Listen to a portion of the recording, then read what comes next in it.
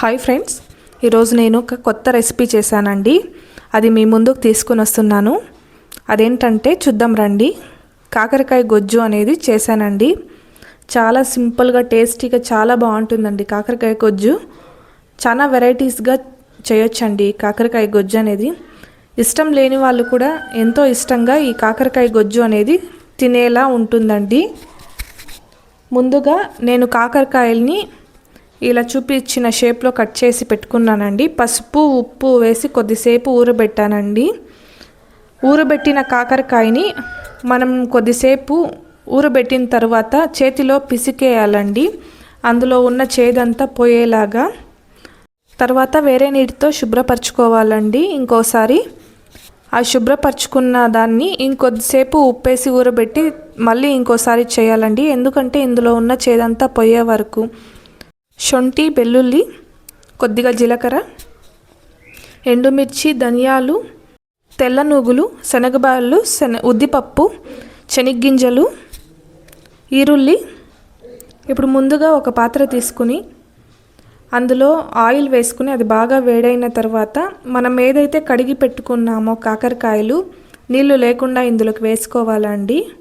ఎందుకంటే ఇది బాగా డీప్ ఫ్రై చేసుకోవాలండి. అప్పుడు ఇందులో ఉన్న చేదంతా వెళ్ళిపోతుందండి. చేదు అనేది ఉండదు. చిన్నపిల్లల సమేతం తినొచ్చండి ఈ కాకరకాయ గొజ్జు అనేది. అంత టేస్టీగా ఉంటుంది. దీన్ని ఇలా నేను చూపించిన విధంగా ఫ్రై చేసుకోవాలండి. వాటర్ లేకుండా తీసుకుంటే తొందరగా అయిపోతుందండి. కొద్దిగా వాటర్ ఉన్నా కొద్ది లేట్ అవుతుంది. బాగా డ్రై చేసుకోవాలండి. ఇది చాలా బాగా మాడే వరకు ఇక్కడ చూపిస్తున్నాను చూడండి. ఇలా చేసుకోనాలండి. చాలా అంటే చాలా టేస్టీగా ఉంటుందండి ఈ గొజ్జు అనేది.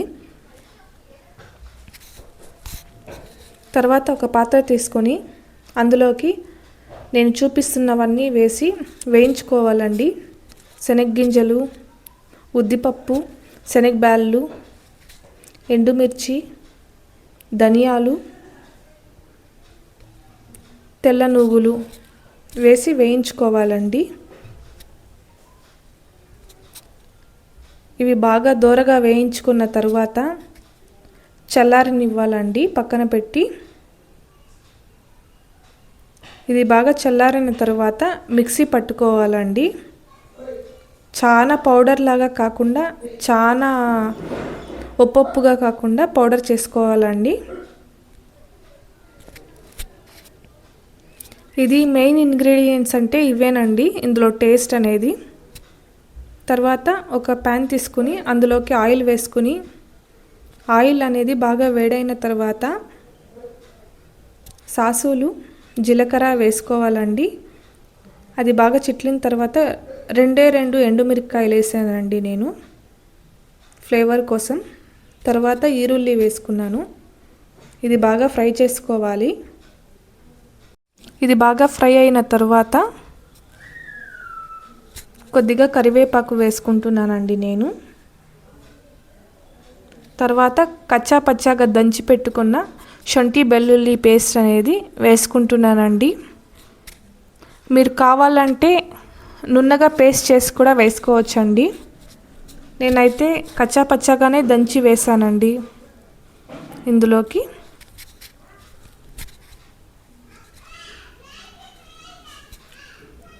దీన్ని బాగా ఫ్రై చేసుకోవాలండి.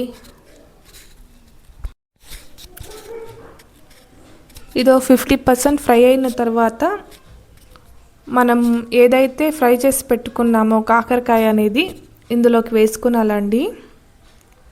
ఇందులోకి వేసుకొని ఒక 2 minutes అట్లా ఫ్రై చేసుకోవాలండి. వేసుకున్న తర్వాత బాగా రోస్ట్ అయిపోయింది చూసారా మీరే. ఇది బాగా ఫ్రై చేసుకున్న తర్వాత ఇందులోకి మనం ఏదైతే పేస్ట్ చేసి పెట్టుకున్నామో, పేస్ట్ అంటే నున్నగా పౌడర్ చేసి పెట్టుకున్నానండి వాటర్ వేయకుండా మిక్సీలో.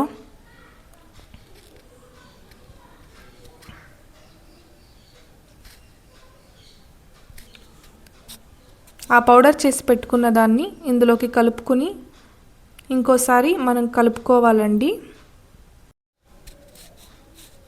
బాగా కలుపుకున్న తర్వాత ఇందులోకి మనం పసుపు, ఉప్పు, రుచికి సరిపడా ఉప్పు, ఆల్రెడీ మనము కాకరకాయ ఊరబెట్టేటప్పుడే ఉప్పు పట్టింటుందండి. ఇందులోకి కొద్దిగా ఉప్పు అనేది చూసి వేసుకోవాలండి.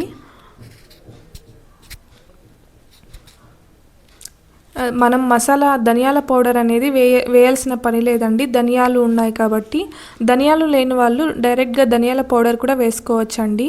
కొద్దిగా ఒకే ఒక చిటికెడు చింతపండు పులుసు అనేది ఇందులోకి యాడ్ చేసుకోవాలండి. అప్పుడు టేస్ట్ అనేది చాలా బాగుంటుంది. లేకపోతే ఇలాగే కూడా కొద్దిసేపు ఫ్రై చేసి కూడా మనం సర్వ్ చేసుకుంటే చాలా బాగుంటుంది. నేనైతే గొజ్జులాగా చేస్తున్నాను కాబట్టి కొద్దిగా గ్రేవీ తర అందుకు వాటర్ యాడ్ చేసుకున్నానండి. నేను ఇందులోకి కలరింగ్ కోసం పసుపు, కొద్దిగా కారం యాడ్ చేసుకుంటున్నానండి.